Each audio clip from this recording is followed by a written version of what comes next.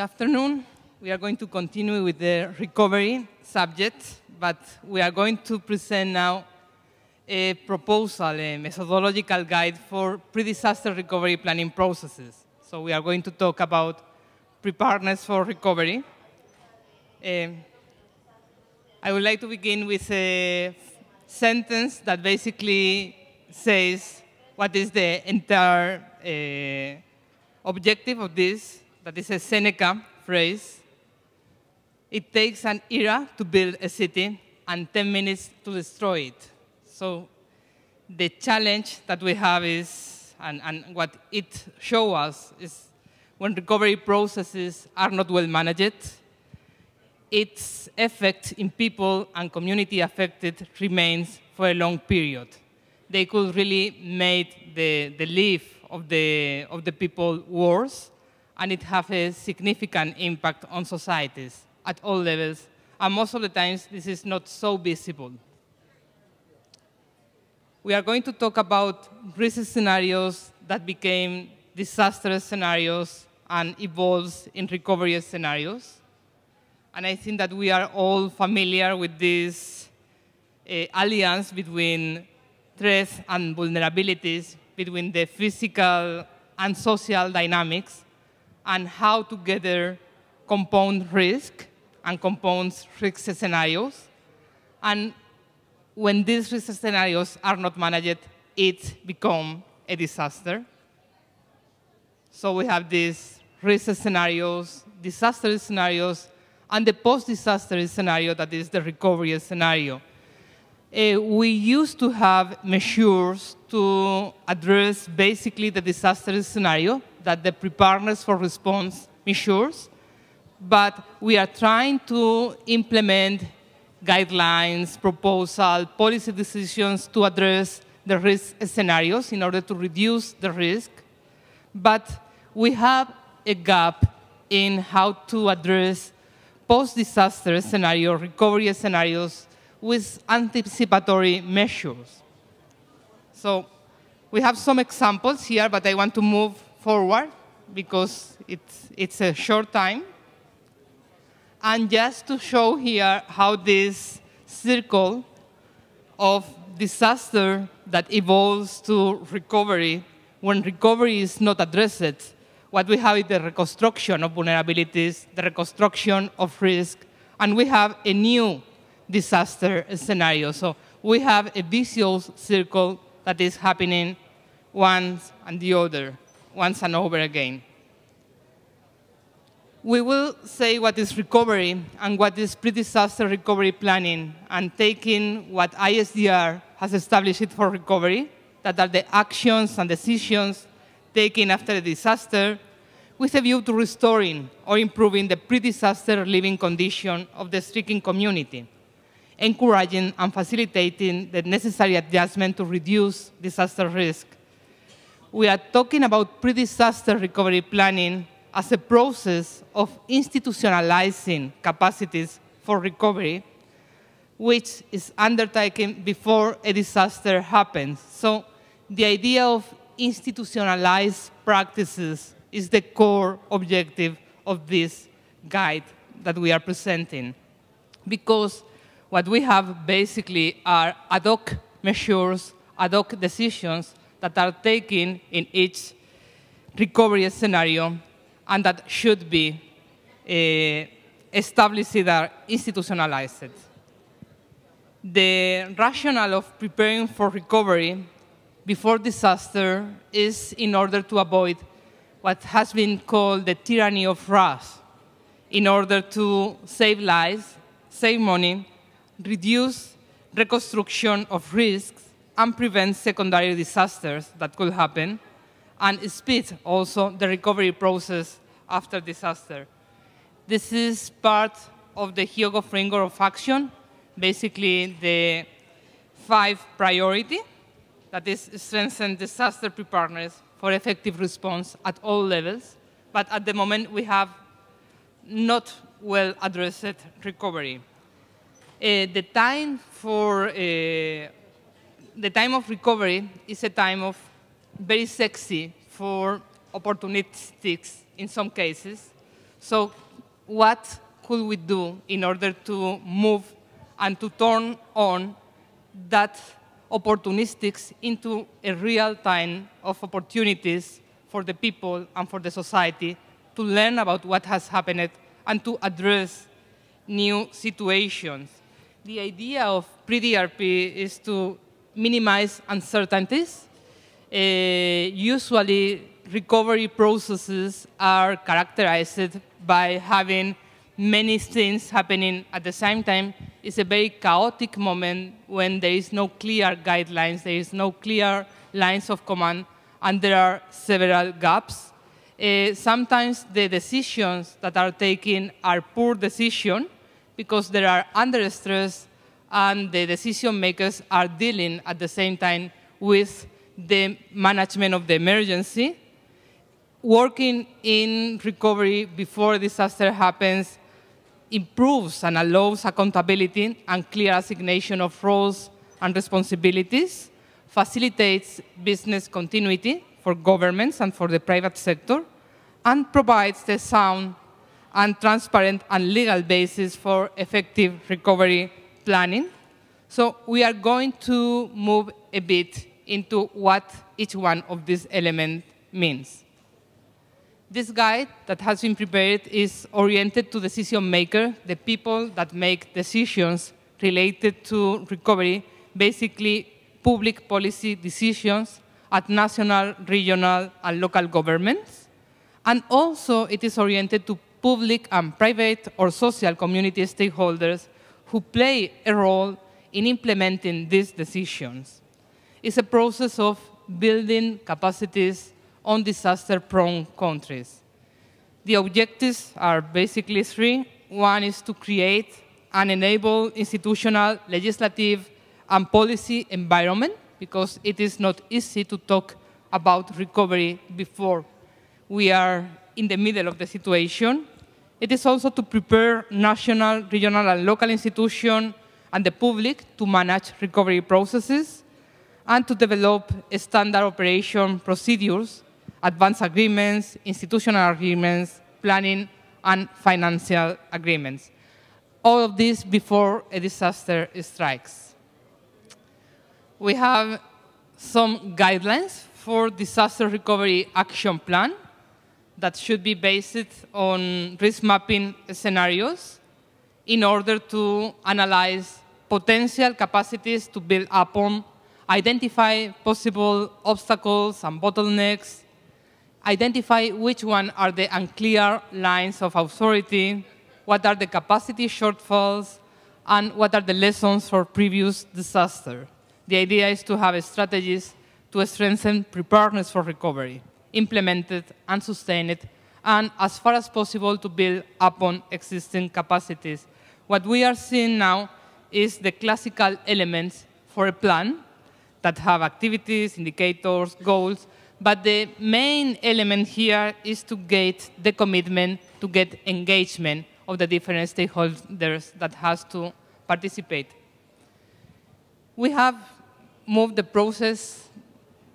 We have to go backward, no? Before? One more before, please. Yes, thank you. That's fine. And we have divided this guide into parts. One is more oriented to generate the capacities and enable the environment for recovery.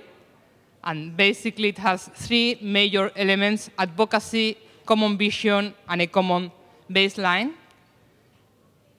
We can move. In advocacy, it is very, very important to initiate this work on preparedness for recovery, getting the engagement of the key decision makers, the key stakeholders in the recovery process in order to avoid improvisation. It is not an easy task because it is not easy to get commitment, to get resources before a disaster happens to address recovery. It has been easier because we have 10, 20 years of work done on preparedness for response to assign resources and capacities for response and for manage the emergency. But for recovery, we have a challenge that really we have to work with. So the idea in the advocacy activities that has to be done is to really get this commitment from the different stakeholders.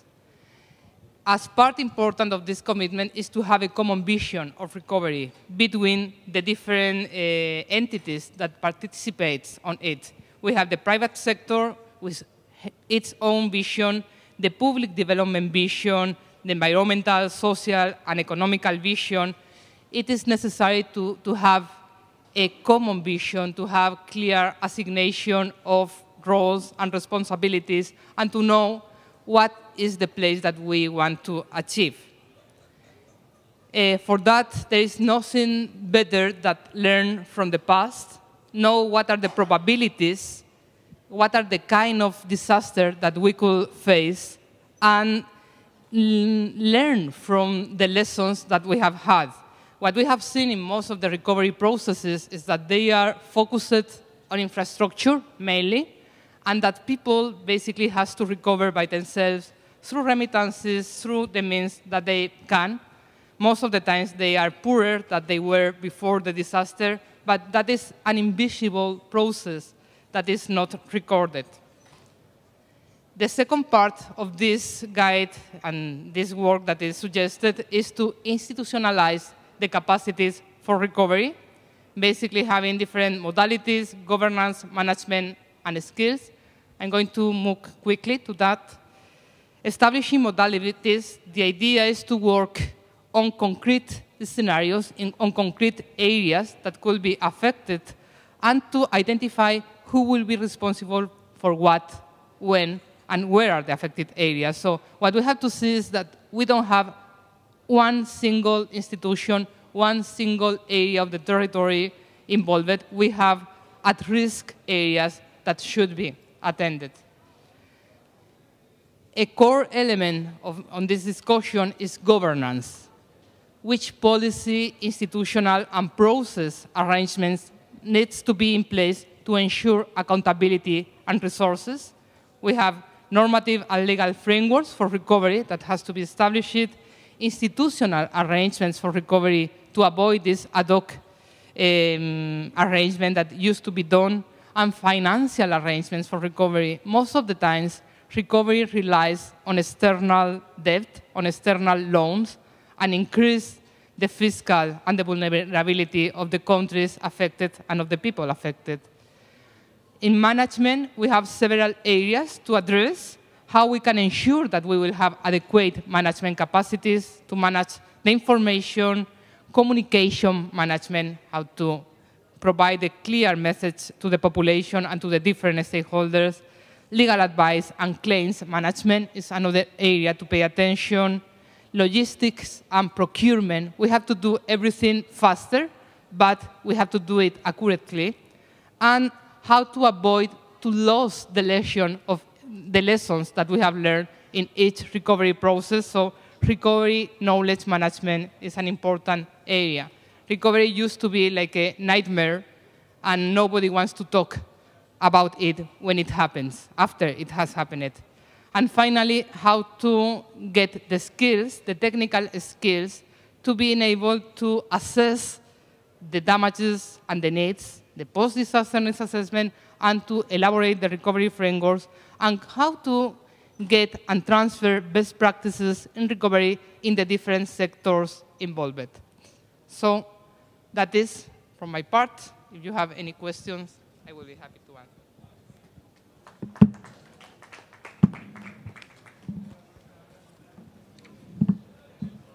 Thank you. Thank you. It was an interesting presentation. Is this on? No, I don't think so. Is it on? Yes, there. Interesting presentation, and your presentation coupled with some of the ones, the youth one where they were talking about disasters and learning from the lessons of the past. And for the last 2 days, 3 days, we've been hearing about disasters that go back in time. Do you know, or is there any information available on the status of all these recoveries that are taking place that go back to 1988, like the example? What is the deficit of work that needs to be done to bring these communities back to normal. Is there any history on that kind of information? Sorry, no, don't give her back because I didn't hear you well. So give me the key question because I lost. Okay, is this better? Can you hear me now? Mm-hmm. Over time, there's been a series of disasters, Mm-hmm. and they're quickly forgotten because another disaster hits the news. Resources are required to rebuild these communities and areas affected. And my question is, does UNEP or UNDP have any records of all the disasters and where they are in the recovery stage? Mm-hmm. And are there any lessons to be learned from that information? Okay. Well, that is a very interesting question because one of the key elements that we have seen is that there is no any record of all the disaster. They are basically invisible. Recovery processes are not in the CNN, are not in the first page, so there are forgotten processes. There are some studies, some analysis that very rarely has been done. What we could identify is that, for instance, in terms of the recovery, we have records from what is the cost of recovered infrastructure. For instance, yesterday in the public, in the high-level policy panel, and later in the public investment, the representative of Costa Rica said that 20% of their annual budget, it is devoted to reposition of damaged infrastructure after disaster. So we have some indicative elements. We know that people affected by disaster use the survival strategies and increase it, so we can see how the flow of remittances increase after a disaster. So people have to take the cost of their own. But there is no record. That is a big gap. We don't have it. We have the sense, we have some elements, but we have not a record to say this is what is happening.